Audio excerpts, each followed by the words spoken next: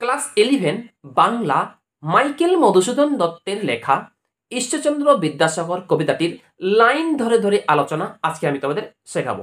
কিন্তু তার আগে এই কবিতাটির সম্পূর্ণ বিষয় বুঝিয়ে দেওয়ার আগে তোমাদের কিন্তু পূর্ব কাহিনীটি কিন্তু জানতে হবে। অর্থাৎ মাইকেল মধুসূদন দত্ত কেন এই কবিতাটি লিখলেন, কেন বা কবিতাটির নাম ঈশ্বরচন্দ্র বিদ্যাসাগর দিলেন। দেখো, মধুসূদন দত্ত যখন বিদেশে গিয়েছিলেন তখন তিনি খুব অর্থ কষ্টের মধ্যে ছিলেন। আর সেই সময়ে মাইকেল মধুসূদন দত্তকে ঈশ্বরচন্দ্র বিদ্যাসাগর সাহায্য করেছিলেন। ঈশ্বরচন্দ্র বিদ্যাসাগরের এই সাহায্যটা মাইকেল মধুসূদন দত্ত কিন্তু ভুলতে পারেননি। যখন মাইকেল মধুসূদন দত্ত তার বিখ্যাত কাব্যগ্রন্থ চতুর্দশপদী কবিতাবলী যখন লিখছিলেন, সেই সময় মাইকেল মধুসূদন দত্ত ঈশ্বরচন্দ্র বিদ্যাসাগরকে অমর করে রাখার জন্য, তাকে স্মরণীয় করে রাখার জন্য তার নামে একটি কিন্তু তিনি কবিতা লিখেছিলেন। আর সেই কবিতাটির নাম দিয়েছিলেন ঈশ্বরচন্দ্র বিদ্যাসাগর। তোমরা স্ক্রিনে দেখতে পাচ্ছ এই ঈশ্বরচন্দ্র বিদ্যাসাগর কবিতাটি আমি স্ক্রিনে দিয়ে দিয়েছি। দেখো, ঈশ্বরচন্দ্র বিদ্যাসাগর কবিতাটি একদম সহজ ভাষায় ভালোভাবে বুঝে নাও। তোমরা অনেকেই অনেক ভিডিও দেখেছো, কিন্তু একবার এই ভিডিওটি দেখো, একদম ইজিতে জলের মতো সহজ করে আমি তোমাদের বুঝিয়ে দেব। দেখো, প্রথম লাইন কি বলছে, বিদ্যার সাগর তুমি বিখ্যাত ভারতে। এই লাইনটার মানে কি, অর্থাৎ মাইকেল মধুসূদন দত্ত এই লাইনের মাধ্যমে কি বোঝাতে চেয়েছেন? তিনি বলতে চেয়েছেন এই লাইনের মাধ্যমে সারা ভারতে ঈশ্বরচন্দ্র বিদ্যাসাগর বিদ্যার সাগর নামে পরিচিত। তার জীবন কথা, অসাধারণ মেধা, তীক্ষ্ণ বিচার বুদ্ধি এবং ব্যক্তিত্ব তাকে এই উপাধিতে ভূষিত করেছে।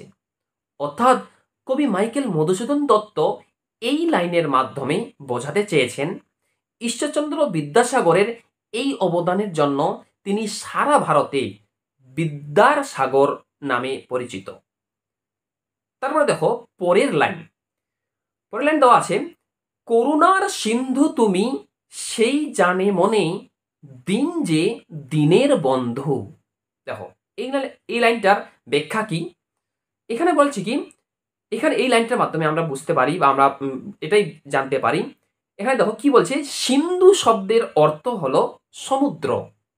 আর যদি বলা হয় করুণার সিন্ধু, তবে তার অর্থ দাঁড়ায় করুণার সমুদ্র। বাস্তবে কিন্তু এর কোনো অস্তিত্ব নেই। এর অস্তিত্ব লক্ষ্য করা যায় মানুষের হৃদয়ে বা মনে, যার মধ্যে, অর্থাৎ যার মনের সমুদ্রের জলের মতো করুণা থাকে, তাকেই করুণা সিন্ধু বলা হয়। বিদ্যাসাগরের মনে যে করুণা ছিল, সেই করুণা সমাজের গরিবদের উপর বর্ষিত হয়েছে এবং তাতে গরিব মানুষরা যেভাবে নতুন করে বাঁচতে শিখেছে, সেই জন্যই তাকে করুণার সাগর বলা হয়েছে।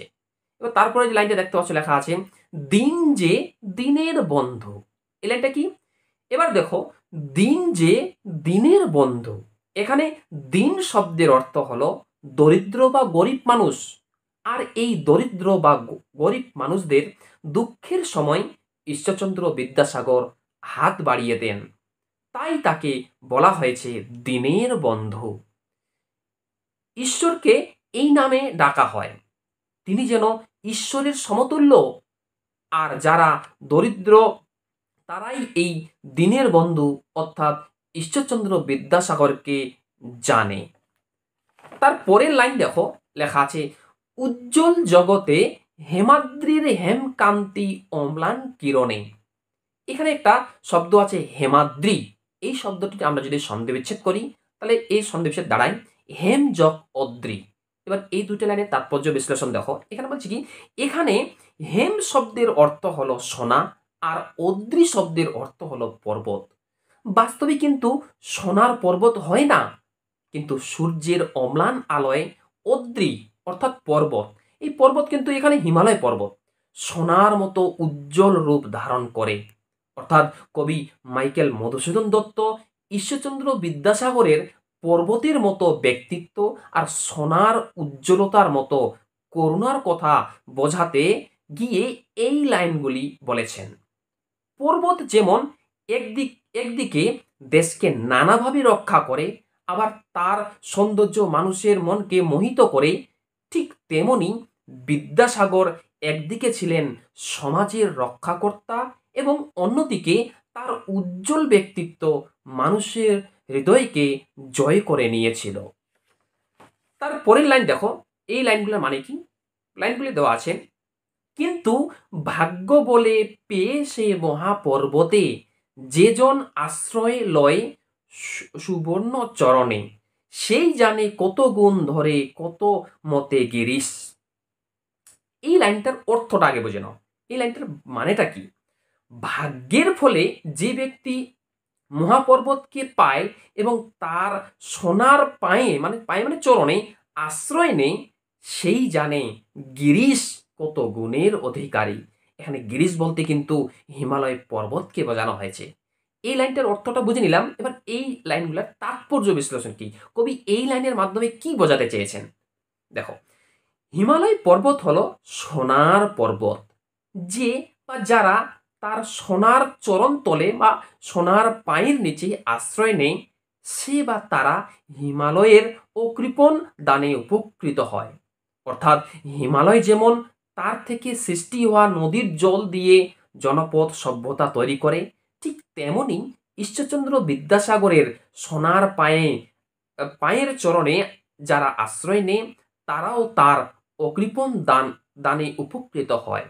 অর্থাৎ এখানে ঈশ্বরচন্দ্র বিদ্যাসাগরকে গিরিশ বা হিমালয় পর্বতের সঙ্গে তুলনা করা হয়েছে। তারপর একটা লাইন দেখো, কি সেবা তার সে সুখ সদনে। এই লাইনটার মানে কি? দেখো, এখানে সদন শব্দের অর্থ হলো গৃহ বা বাড়ি। যে বাড়িতে কোনো দুঃখ নেই, কষ্ট নেই, কেবলই সুখ থাকে, সেই সদন বা বাড়িকে বলা হয় সুখ সদন। এখানে হিমালয়ের আশ্রয়স্থলকে সুখ সদন বলা হয়েছে। হিমালয়ের কাছে আশ্রয় নিয়ে দুঃখ কষ্টে জর্জরিত মানুষ যেমন তার সকল দুঃখ কষ্ট ভুলে যায়, ঠিক তেমনি বিদ্যাসাগরের সান্নিধ্য লাভ করে মানুষ তার সাহায্য লাভ করে এবং সমস্ত সমস্যা ভুলে গিয়ে সুখে জীবন যাপন করে। তারপরে দেখো, তারপরে লাইন কি বলছেন? তারপর লাইন বলছে, দানে বাড়ি নদীরূপ বিমলা কিঙ্করি, যোগায় অমৃত ফল পরম আদরে। এই লাইনটার মানে কি? এখানে বাড়ি শব্দের অর্থ হলো জল, আর কিঙ্করি শব্দের অর্থ হলো দাসী। নদী যেমন পর্বত থেকে সৃষ্টি হয়ে কিঙ্করি অর্থাৎ দাসীর মতো মানুষ ও সমাজের জন্য উপকার করে, ঠিক তেমনি ঈশ্বরচন্দ্র বিদ্যাসাগরের সেবা ও কল্যাণকামী মনোভাব সমাজ ও মানুষের উপকার করে চলেন। তারপর দেখো লাইন কি বলছে, দীর্ঘশির তরু দল দাস রূপ ধরি, পরিমলে ফুলকুল 10 দেশ ভরে, দিবসে শীতল শাসী ছায়া বনেশ্বরী, নিশায় সুশান্ত নিদ্রা ক্লান্তি দূর করে। এই লাইনগুলির মানে কি? দেখো, এখানে দীর্ঘশির তরু বলতে বলতে হিমালয়ের বুকে জন্ম নেওয়া গাছদের বোঝানো হয়েছে। এই গাছগুলি হিমালয়ের চরণে আশ্রয় নেওয়া ব্যক্তিদের ফল ফুল ছায়া দিয়ে সেবা করে চলেছে। এই গাছগুলি তাদের সুগন্ধি ফুল ফল দিয়ে 10 দিকে অর্থাৎ পৃথিবীতে সৌন্দর্য দান করে। বিদ্যাসাগরও তেমনি করেই তার সেবামূলক কাজের মাধ্যমে মানুষের কল্যাণ সাধন করেন।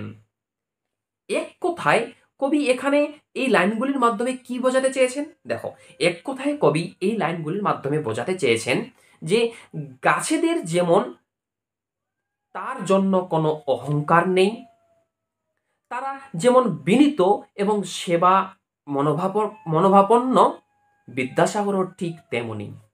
তিনিও ফল ফুল বড় গাছের মতো সেবক হয়ে মানুষের উপকার করে চলেন। বনেশ্বরী অর্থাৎ বনের বিরাট গাছ দিনের খরতাপে শীতল ছায়া দান করে, আর রাতে শান্তির ঘুমের মাধ্যমেই ক্লান্তি দূর করার আয়োজন করে। বিদ্যাসাগরও তেমনি মানব সমাজকে নানা তাপ উত্তাপ গ্লানি থেকে মুক্ত করে শান্তির সুখের বিশ্রাম ও ঘুমের আশ্বাস দেন এবং তার আয়োজন করেন।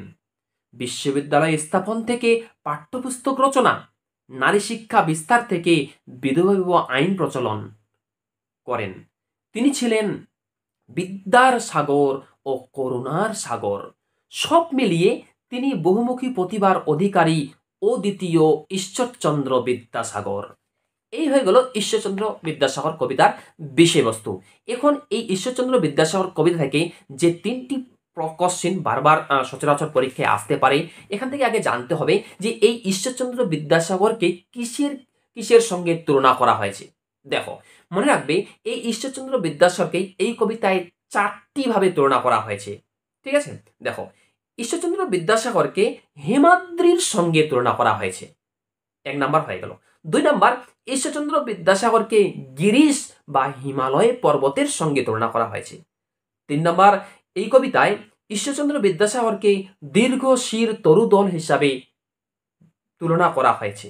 এবং এই কবিতায় 4 নম্বরে ঈশ্বরচন্দ্র বিদ্যাসাগরকে বনেশ্বরীর সঙ্গে তুলনা করা হয়েছে। ভিডিওটি তোমাদের কেমন লাগলো? যদি ভিডিওটি ভালো লাগে ভিডিওটি লাইক করো, এবং তোমরা যারা চ্যানেল নতুন এরকম অধ্যায়ভিত্তিক প্রশ্ন উত্তর সাজেশন যে কোনো বিষয়বস্তুর প্রশ্ন উত্তর পাওয়ার জন্য আমার ইউটিউব চ্যানেল সাবস্ক্রাইব করো এবং পাশের বেল আইকনটি প্রেস করে অল বোতামটি ক্লিক করে দাও। দাঁড়াও 1 মিনিট, তোমরা তো ঈশ্বরচন্দ্র বিদ্যাসাগর কবিতার সম্পূর্ণ বিষয় বুঝতে পারলে। এবার এই ঈশ্বরচন্দ্র বিদ্যাসাগর কবিতা থেকে যে গুরুত্বপূর্ণ এমসিকিউ এসিকিউ প্রশ্নগুলি খুবই ইম্পর্টেন্ট, পরীক্ষায় আসার মতো প্রশ্ন, সেইগুলি কিন্তু আমার এই ইউটিউব চ্যানেলের মাধ্যমে আমি তোমাদের দেখিয়েছি। তোমরা যারা ওই ঈশ্বরচন্দ্র বিদ্যাসাগর কবিতাটির গুরুত্বপূর্ণ এমসিকিউ প্রশ্ন উত্তরগুলি এখনো দেখোনি, এই ভিডিও ডেসক্রিপশনে লিঙ্ক দেওয়া আছে, সেখান থেকে কিন্তু তোমরা দেখে নিবে। শুধু ঈশ্বরচন্দ্র বিদ্যাসাগর নয়, তোমাদের আমি পুইমাচা গল্পের এমসিকিউ প্রশ্ন আমার এই চ্যানেলের মাধ্যমে দেখিয়েছি। বিড়াল প্রবন্ধের এমসিকিউ গুরুত্বপূর্ণ প্রশ্ন উত্তর আমার এই চ্যানেলের মাধ্যমে আমি তোমাদের দেখিয়েছি। তোমরা যারা এর আগের ভিডিওগুলো দেখোনি, এই ভিডিও ডেসক্রিপশনে দেখো, লিঙ্ক দেওয়া আছে, সেখান থেকেই দেখে নিবি। Thanks for watching. দেখা হচ্ছে এর পরের ভিডিও ক্লাসটিতে।